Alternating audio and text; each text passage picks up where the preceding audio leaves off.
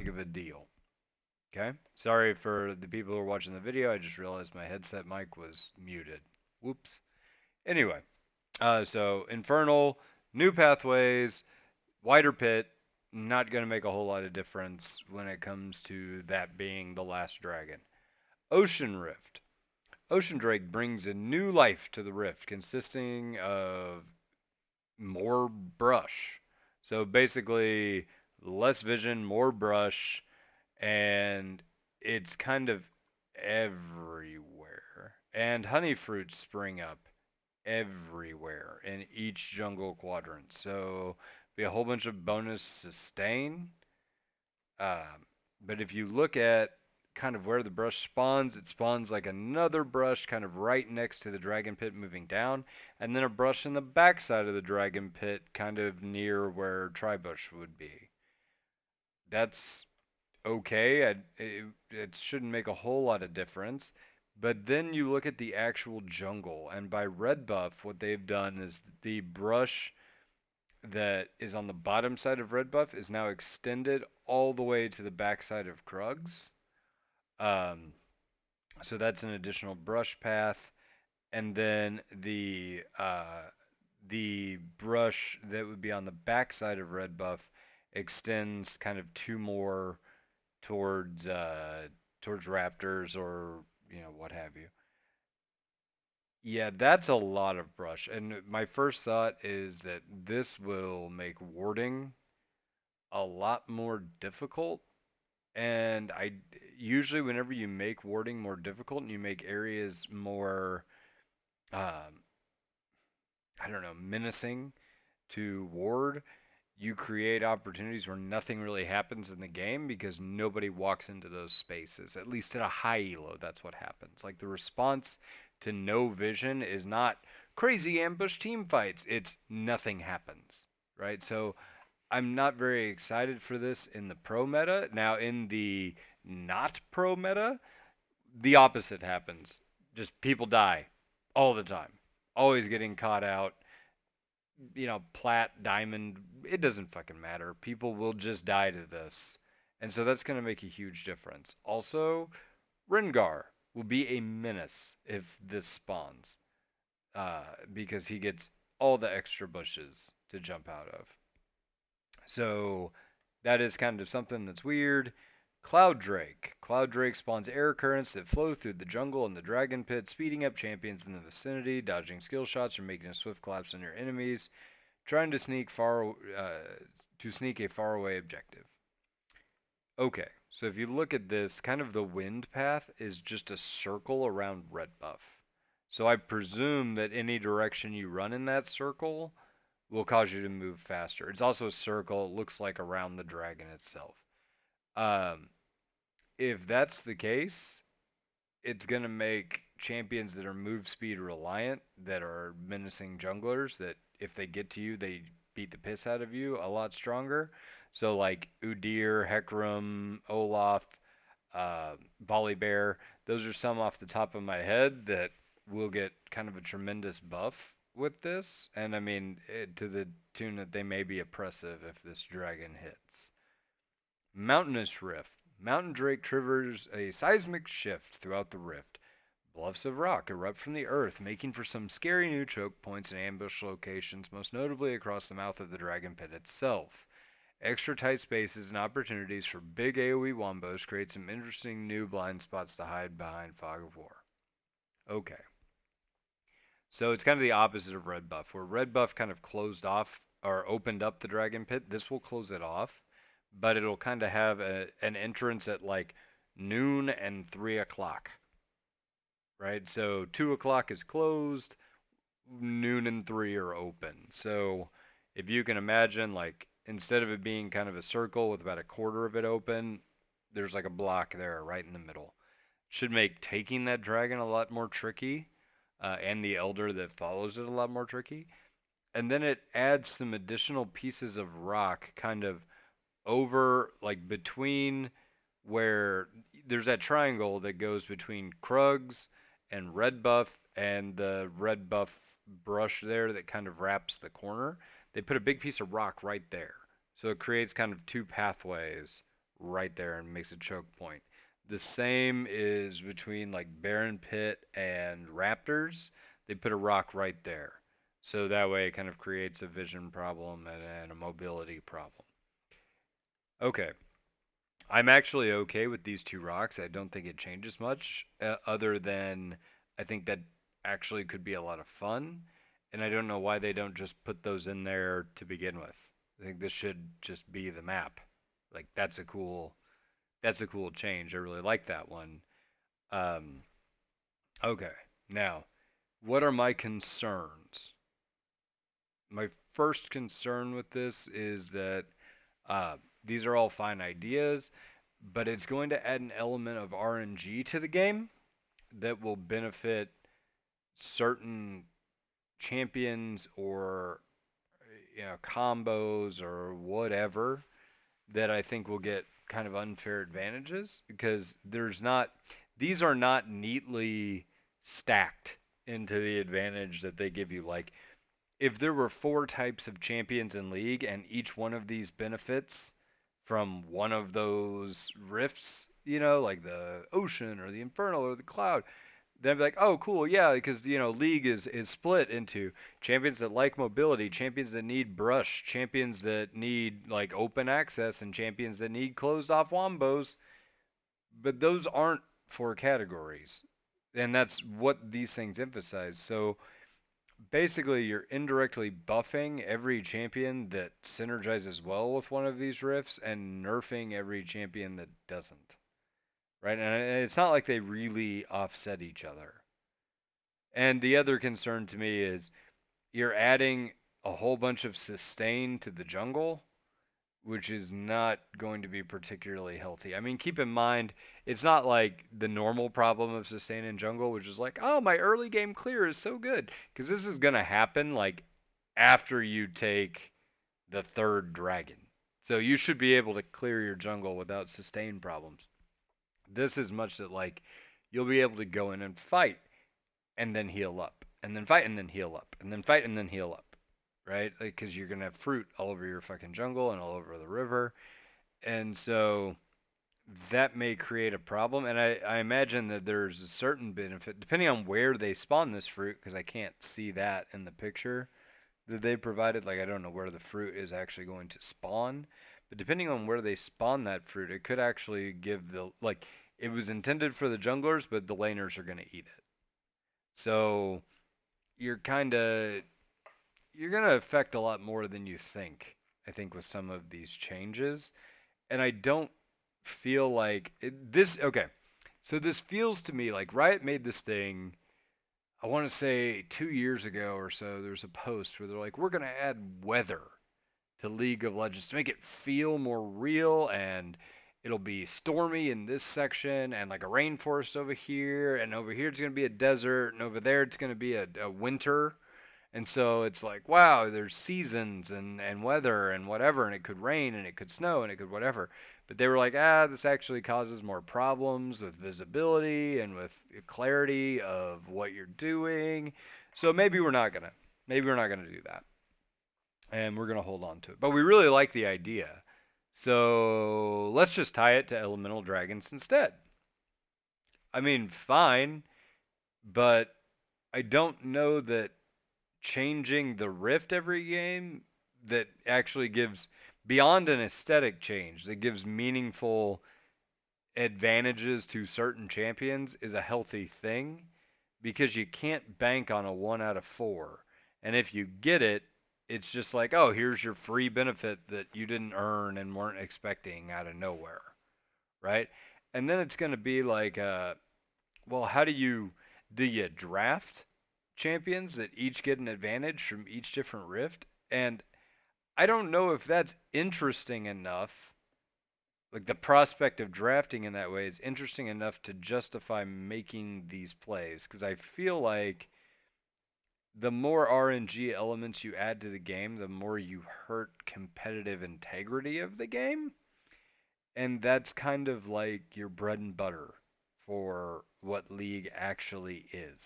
Because I don't think anybody would play this game if it weren't about like competitive integrity, which has been kind of the problem of season 9. because they kind of broke the ladder at the beginning of the season, and Elo has been screwed up all season, and blah blah blah blah blah. So okay, we wanted to make sure elemental rifts are fair to both teams, regardless of whether one team is ahead on drakes. Keeping your head in the game if you fall behind early can be hard enough as it is, and we don't want to make it feel like the map itself is trying to make you lose too. When creating new layouts for the Rift, we wanted to make sure each of them would be as exciting and fair as the base Summoner's Rift map. Both teams have the opportunity to explore it and master the new terrain equally, so the outcomes are still in players' hands regardless of which elemental rift takes shape. I think that's a lot of nice words that don't mean anything. I don't think that's true. I don't think that it's fair to both teams if one team has AoE and the other doesn't, and then it hits a Mountainous Rift third out of random chance. I don't think that's fair. I don't think it's fair if one team has a Hecarim or an Olaf or any champion Udyr that needs to run at you to be successful, and you give them a cloud. That's not going to help a lot of other champions that have tons of gap closes, right? Like, I mean, yeah, it'll help to the extent that move speed helps anybody, fine. But you know, I could see something like you could make that argument for like the Infernal because Infernal itself is like okay, you're removing brush, everything's more open. You can still get an AoE wombo team fights, but like you haven't really changed the map to truly benefit too many people. I mean, you lose some brush, so I suppose if you're like Rengar, you might take a little bit of a hit for that, but by this point in the game, it won't really matter. But whereas Ocean, on the other hand, would do the opposite, that is an extreme difference because it also creates a warding dilemma. Because, like, I can't, I'm looking at this map right now. There's so many brush options that I now can't fully ward this map with my three wards. I would have to do three wards and a pink to get vision in really probably most critical locations. Particularly if you have champions that can dash walls or anything like that. But I don't know. I mean, that should be, like I said, it's going to be a change. And it feels like they're really trying hard to implement an idea that they had a long time ago and really liked. But I don't feel like this is necessary. And I don't feel like it's a positive change. But I also don't feel like it's, I don't know, super negative. Like I don't want to be a downer on this because I've not experienced it and I want to kind of give the benefit of the doubt, but I'm also pretty gun shy after season 9 on giving the benefit of the doubt to Riot because I don't think that they deserve it in terms of they have good ideas, they say those good ideas, and then their execution is like the ass opposite of what they say. So and then they take a year to actually address it, and they do that by solving some other problem that's vaguely unrelated to what the actual problem is.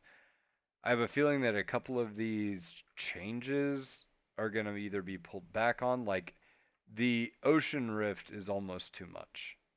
The changes are almost too much. The cloud rift, I'm not so sure, and I like the mountainous should just probably be the default. So whatever.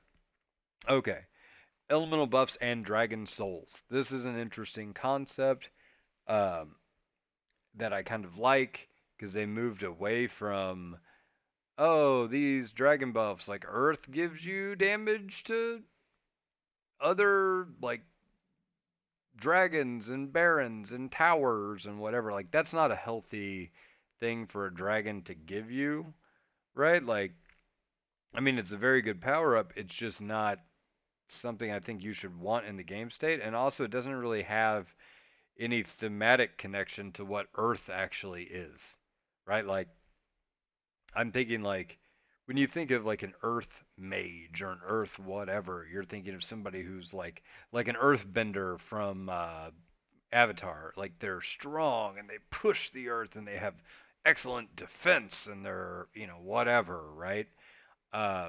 Hardy people, right? So you think like defensive stats, not they break towers and kill Baron fast. Like that doesn't make sense. So what they've done to address that is Mountainous Vigor, which, by the way, the elemental buffs, it starts off with Mountainous Vigor, gain a percentage of increased armor and magic resist. Perfect. Okay, now you've actually made it thematic to what Earth is. Ocean, regenerate a percentage of missing health every second. All right. Didn't Old Ocean used to give you missing mana as well? Like the current Ocean used to give you missing mana? Because I thought it was both, like total regen was increased. So that may be actually a nerf, which is weird to nerf Ocean. I don't think anybody was complaining about Ocean. But okay, whatever. Cloudbringer's Grace is the air. Well, I could do that one last. Infernal, gain a percentage increase of AD and AP. Okay, fine. So it's the same, and it's the opposite of Mountain. So Infernal gives you damage, Mountain gives you defense, Ocean gives you regen, and Air no longer gives you move speed out of combat. It gives you cooldown reduction for your ult. I don't know about this because this is the kind of thing that breaks the game. If you have a champion that has a very long ultimate cooldown, you are gated by this. And it's intentionally gating your power level by this. So if this is significant in terms of like if the numbers are a lot, then you break a lot of champions. If it's insignificant, then the buff is useless. Right? So I don't think there's a sweet spot here that you can reduce like champions ultimates by a percentage and that be healthy because it's across the board. I think if you did it, because I mean the champions are designed with the concept that 40% CDR is something that you have to actually build to, and in doing this, it's like, oh yeah, 40% CDR plus more. So how often is Karthus going to be able to ult? Right? Other long-term champion ults that are impactful or global or whatever that would be gated are going to be ungated, and it's all going to be based on an element of randomness. Like you may or may not get this every game, you know. So whether or not Karthus is going to be a good pick is going to be, well, is he a baseline good pick? And then do you get a chance to go Super Saiyan every other third game? I don't know that that's good, right? Either, and then you're going to have to balance him to consider this buff. You're going to have to balance him to say, like, oh, well, is he fair in the era of Windrakes? Well, okay, so you're going to balance him for something that happens a quarter of the time? I think this is going to create a logistics nightmare that I don't think Riot is anticipating, and I don't think is a great idea. Okay, moving on. When a team kills their fourth elemental Drake, instead of stacking their elemental buff, they'll gain a powerful dragon soul from the dominant dragon. Dragon souls persist through death and last the remainder of the game. If you kill a red dragon, for Infernal, you get every 3 seconds your next attack or damaging spell creates a small AoE explosion, dealing adaptive damage that scales with bonus AD, AP, and bonus health. Okay. So you do even more damage in an AoE if you get a Dragon Soul. Alright. Ocean. Dealing damage, any damage, triggers strong health and resource generation for 3 seconds. Damage to minions provides less regeneration. Okay, so you go super regen mode. Cloud Dragon Soul. Hitting an enemy with abilities or attacks lowers the cooldown of your base abilities. Whoa. No. Okay. Everything that I just said about ultimate cooldowns, this is stupid broken. Like, if this is a thing, this will instantly make Lucian broken. Uh, if they get this soul, to the tune that like again, it's going to create a balance problem because you're just going to say, hey, if Lucian gets Cloud Dragon, the game is fucking over. Or we nerf it to where the soul just doesn't have that kind of impact, which, if that's the case, why shouldn't it? This is your fourth Cloud. You should get something for that. All right. Mountain Dragon Soul. After not taking damage for 5 seconds, gain a shield that lasts until destroyed. The shield's magnitude scales with bonus AD, AP, and bonus health. All right. I'm fine with that. So like it does what I expect it to do. Infernal does kind of what I expect it to do with depending on how small the AoE explosion is, that's going to be kind of weird because that stands to have a lot of damage proliferation in it. Like when damage gets too high in the game, I enjoy those metas, but for other people it's like a problem because if damage gets too high, then you're either forced to like participate in big boom boom team fights or whatever, but someone can be wiped out so fast from the slightest misposition, then the game is just over. I don't think that's bad. I prefer that to everybody's a goddamn superhero, but at the same time, I'm worried about how strong, what the numbers are on this.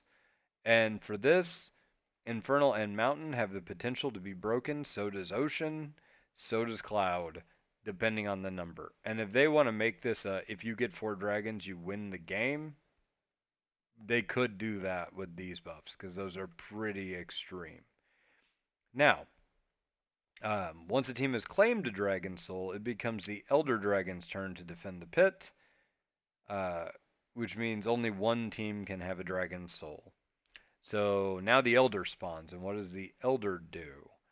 Their goal here is to make the Elder buff more satisfying, but it doesn't favor the team with more dragons. So in other words, if you take it as the underdog team, then it still gives you a good buff that doesn't relate to like you're not just taking it to deny it, right? Which was a problem before. It's like, "Oh, I got Elder buff." Okay, we have 0 dragons. I am multiplying my dragons by nothing. But they're not doing it, and that didn't feel awesome. So that's a good goal, but how they accomplish it, this is something I am very concerned with. All right, so here we go. And it depends on how it's executed. Before I go into this, like whether or not this is going to be a good change or a bad change depends entirely on, well, executed. Nice. I made a pun, didn't intend to. You'll find out in just a second. Elder Dragon still grants a powerful short-term combat buff, and we're retooling it to offer teams who have failed to claim a Dragon Soul a teamfight-focused hope of getting back into the game. To achieve this, we're removing Elder Dragon's scaling with Elemental Drake buffs, which favors the team that's ahead, and replacing it with a new execution component.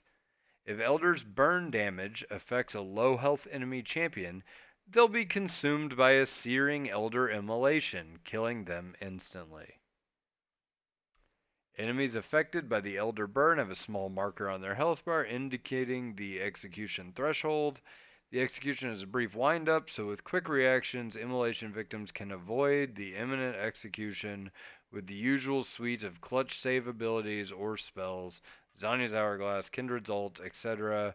The threat of immolation will still be there when they become vulnerable again, so if the Elder Burn buff is applied a second time, it's back to the fountain. Oh, crap. So you're making every champion in the league, potentially AoE burst champions, super dangerous. Because let's say I go in and I Katarina ult or Brand ult or whatever the enemy team, and I get them below their thresholds. Do I shoot 5 beams out of me at once and nuke their whole team instantly for an instant penta if I do enough damage? And if so, why? I mean, I get that you'd have to already have a dragon soul to do this, or the other team has a dragon soul, and thus, you're whatever. But this feels like a Bugs Bunny cartoon where they start off with knives, and then somebody comes back with a gun, and somebody comes back with an even bigger gun. Then it's a cannon, then it's a bigger cannon, then it's a missile. and then the whole like tavern explodes. I don't know that this is going to be healthy, and I think it's also going to heavily favor every every team that has AoE. I think every team that has AoE will want this more than they want Baron, which kind of destroys Baron's identity as the thing you take to end the game. I mean, it'll still be the thing you take to kill towers or whatever, but why? Why? I mean, with this, I can kill towers. Like, one person can kill their whole team if you play it well enough. And then if their whole team is dead, we can take all the towers. So, why does Elder exist? What niche does that actually do, right? Um, I'm concerned. I'm concerned about this because I don't know exactly how this is going to play out, and that effect seems ludicrously strong to just give out. Like certain champions, I think would go ape shit with this, like Twitch, right? Like if Twitch sneaks up and opens up on your backline, they're all dead, instantly. Which they were already in bad shape anyway if a Fed Twitch got back there. Now it's you're in bad shape. Oh, and you're dead probably before you can react. Like, mm, okay. Or a Katarina gets to your backline, or Brandald starts bouncing, and then boom, boom, boom, you're dead. I don't know, man. That and like you can dodge it, but it's still the next hit gets you anyway. Like, okay, then what? Dodging it doesn't seem all that. I mean, it's critical, but it doesn't seem all that good. You can dodge it, but only if you never take damage again after that. That doesn't happen very often, particularly with like a Zanya's. So I don't know. All right, next change: side lane alcoves and brush. So what they've done is they created kind of a U-shaped divot behind the middle brush and top lane. They've taken bot lane's brushes and split it into to be a mirror of top lane's brushes with that kind of U-shaped alcove. And in that U-shaped alcove, they put a little U-shaped rock on the back side so you can basically hide there and kind of be out of vision.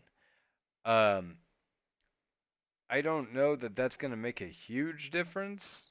I think there's going to be some plays that are made around this, but this is one that I literally just kind of went, eh, okay. Maybe I'll love it whenever I play it, but I don't know that. It actually, okay, so I'm going to take this back to last season when they did the plants, and I was like, okay, plants, fine. I'm not really excited about this or unexcited about this. This has the potential to be cool or the potential to be annoying, and I don't know which one it's going to be.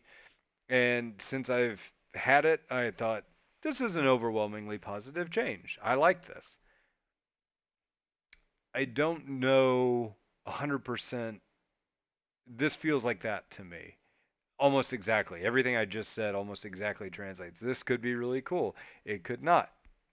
I am unexcited about the prospect of having a third bush in the bot lane. I kind of liked the two bush system so I could ward. And, my wards either go to river to check for jungle vision or they go to bottom to ward the brush so we can fight. And that was a meaningful choice. And I think now that I have three brushes and jungle and whatever to ward, it's just going to create a whole bunch of vision blackouts that are frustrating, like as a support because I can't cover everything all at once, but I guess that's kind of the point. But like, God, do I hate losing fights because we couldn't get the vision for the last auto. That just feels bad, And I don't think that it feels particularly good to outplay somebody with the brush. But maybe, I mean, maybe it does. I guess. I mean, whenever you blind somebody out of the brush and you, ha ha, he gets them, then that's one thing. But I don't know. I don't know. Okay. Now there's two new patches which I will refer to as armpit brush, right above the blue buff and below the blue buff depending on which side you're on. So you know how it like as you go in through the river on Baron or Dragon, how there's kind of that U-shaped wall that points directly at blue buff. In the U of that, there will be another set of brush here. They say that the idea is that it opens up areas to the river which are high traffic but lack map features that create playmaking possibilities. New brush opens up a lot of strategic and tactical options. Okay. I mean, if you say so, I don't know that I believe that because I don't think that's going to make that much of a difference where you've got it at. I mean, maybe if it were somewhere else, I would believe that, but there, I don't know. Doesn't feel to me to be all that meaningful, but maybe, I mean, maybe well, you can't like escape from it to anywhere. And that's like, normally when you enter a brush, you can turn a corner or you can, I don't know, do something. But there, it's like you don't even really have any meaningful flash up or, well, I guess you could flash over the wall, but, eh, I mean, maybe. I don't, I feel like if you say that that's going to add up a lot of new strategic and tactical options, then that's true of literally any brush. So maybe, I guess. Okay, jungle path diversity. This is something that has driven me crazy for some time. Whenever I read this, early jungling revolves around Krugs due to their high gold and EXP tuning, resulting in pretty one-dimensional pathing and heavily blue side advantage due to bot lane's proximity to Krugs. Making XP and gold changes in order to open up more diverse pathing options and jungle strategies, most significantly, reducing Krug's value and buffing Gromp so junglers can hit level 3 off any combination of outer camp, Gromp or Krugs, buff camp, and any third camp. We've also added respawn timers to the minimap for every camp to help all junglers plan their next moves. Okay. I'm just going to say this and leave it there. I think the respawn timers are unnecessary, and I think they were fine for red buff and blue buff. But for all the others, I think you're kind of automating a skill too much. And I think that should not be done because you're making the game too easy. Um, so there's that. That being said, is that a skill that should matter? Apparently, Riot doesn't think so. So it doesn't. Okay. Now, as to the pathing, if you reduce Krug's value, you also need to reduce how hard it is to take Krugs. Because if their value is reduced, there's no point in doing that camp. It takes 100 years to clear it. If you want to reduce its damage, its hit points, its whatever, then I'm fine with that. But I don't see anything that indicates that that's what they're doing. Taking Gromp is fine. Gromp does a lot of damage. It's got a lot of hit points. You should want to take it. It should be of relative value. It's just, why should it be the same value as Krugs if Krugs are going to continue to be the thing? Then you're not changing jungle pathing. You're just moving it to Gromp because Gromp will be the better option of Gromp or Krugs. That being said, combining it to where you can take like any 3 camps and gank at level 3 is problematic considering what you're about to do with lane EXP and particularly bot lane EXP. And again, this is going to be something that depends on numbers, but I don't have a lot of faith in Riot to do good numbers balancing in the preseason because track record. So again, it's not a bad idea. The stated goals are good, and I have never said that Riot is bad at identifying problems. They're bad at solving the problems that they identify, and and they've never been particularly great at like pathing out the jungle and making that good. Because it seems like it's something that just constantly changes throughout the season, over and over and over and over again, because they can never quite get it right. So, okay. I'm going to come back to jungle in combination of these next two things. Top lane influence. for a high-stakes solo lane, top hasn't been able to translate a lane win into an effective mid and late game carry for their team, particularly in higher levels of play. Combined with this preseason's increased focus on elemental drakes drawing fights to the bot lane, we're shifting power around to give top laners better ability to translate their wins into late game wins. We're increasing base minion EXP slightly so solo laners level a bit faster, and we're reducing the amount of bonus XP generated when allies share XP, so bot lane levels a bit more slowly. We're also slightly decreasing jungle EXP.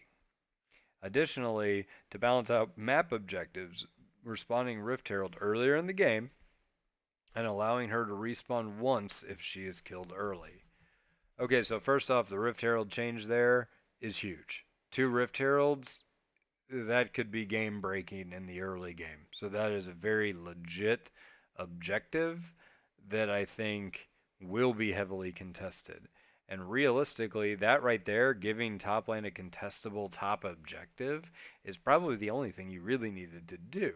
Because we're watching Worlds right now, and the Shy was tearing shit up and was a huge problem in terms of a carry out of his team. I don't think tops are like ludicrously underpowered. I think that like the fact that they struggle to convert, I mean, I don't know that that's realistically all that true or any more true of top than it is anywhere else. But also, I don't think these, even if that is a problem, and I don't have the data, maybe Riot's got better data than me that shows that this is a problem. But to me, if this is a problem, and let's assume for the sake of this argument that it actually is. It is a problem. Okay. If that's the case, by increasing solo lane EXP, that's both solo lanes, top and mid. Mid already dominates the game because they're your roaming lane. They're your short lane. They're your lane where like all the AP and shit goes. You're increasing mid is a problem too. You've also increased jungle's relevancy and made them level 3 pretty fast on a guaranteed basis anywhere on the map, and you've slowed bot lane that has the potential for 2 kills. I have a feeling that this is going to be bot lane gets ganked literally every fucking game because we're going to be behind. We're going to be the smallest, weakest target, and jungle's going to be level 3 and mid's going to be level 3 fast and top's going to be level 3 fast.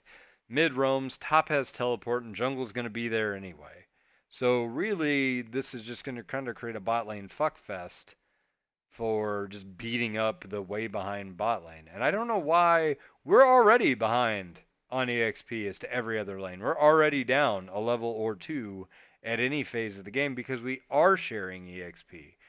Why did that need to be slowed even more? Like, at what point is that going to balance out?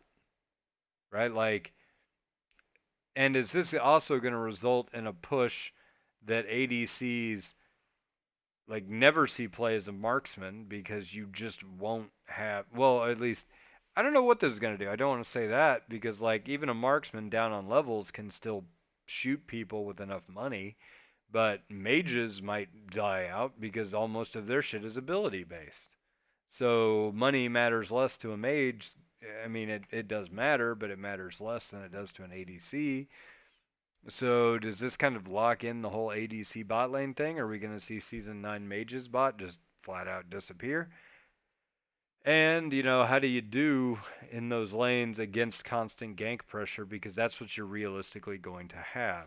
Unless, like, I mean, keep in mind, junglers can't always be there because they have a whole top side of the map that they still have to farm. And there's going to be two Krugs. I mean, not two Krugs, two Heralds. So maybe they'll be up there a little more. But then the Elemental Dragons are also super, like, good. So you're going to want those. I don't know, man. I feel like this is going to be a fucking train wreck clown fiesta bot lane constantly. Okay. Support items. I've already bitched about this enough, and I have to go back to work in like 5 minutes. So I'm going to wrap this thing up as quickly as humanly possible. Support items, they are making them to where you buy them once and then they upgrade themselves via the quest that they've already got.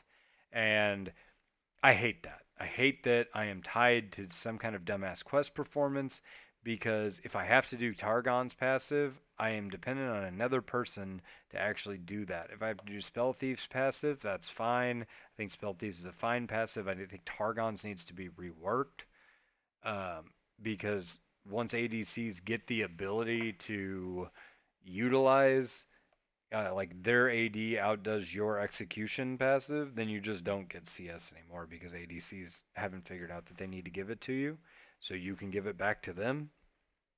I've had games that I went exceptionally late with Targons before I ever even evolved it to get Sightstone. The additive advantage to this is that you don't have to pay for the second tier upgrade and you don't have to pay for the third tier upgrade. Second tier upgrade gives you improved stats and 3 wards. The third tier upgrade gives you 4 wards, but your gold generation passive is removed.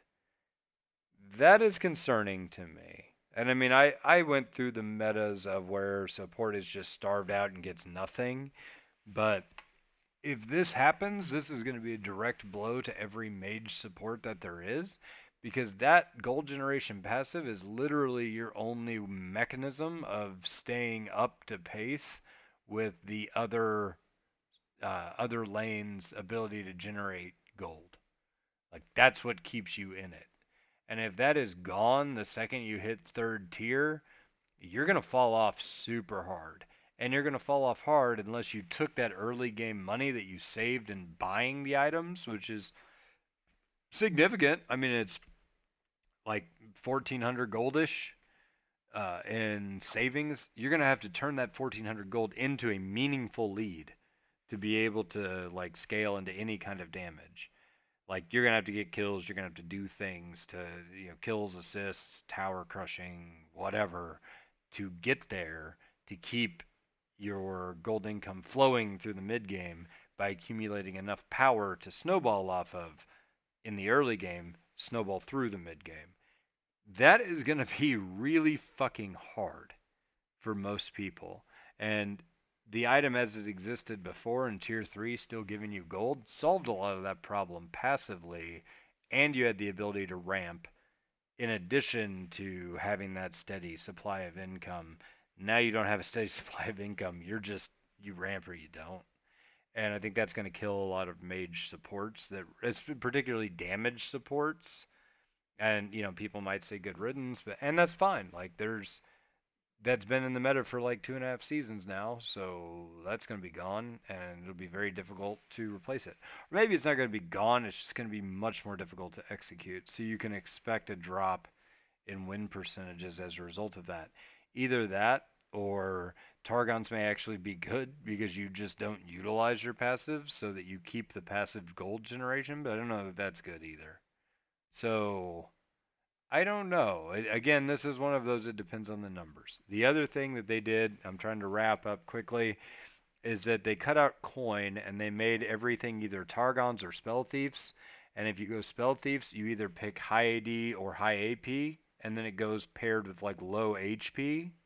So you go attack or magic and you get low HP, or you go high HP, like hit points, and low AD or low AP, and you get a Targon's buff. That's fine. Don't have a problem with that. That's actually a much more logical way to go. Interesting to me that they are finally building an AD support item that didn't used to exist. So that should be really cool.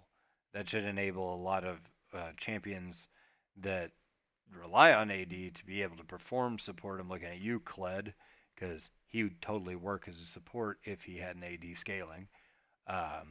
Okay. Lethality items, they're changing some of those. You should just read it. They are interesting. New lethality item that I don't know is going to be, it feels almost like a trap item, but we'll see. Again, that depends on the numbers.